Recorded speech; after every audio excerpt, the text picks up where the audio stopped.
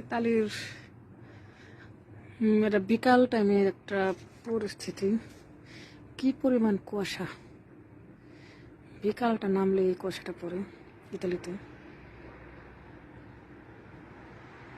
তো একটি ভিডিও ধারণ করলাম বন্ধুদেরকে দেখানোর উদ্দেশ্যে।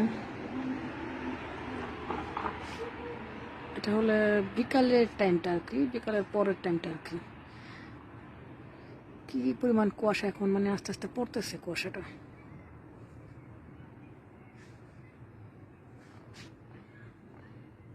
কুয়াশা এখন আস্তে আস্তে বাড়তেছে।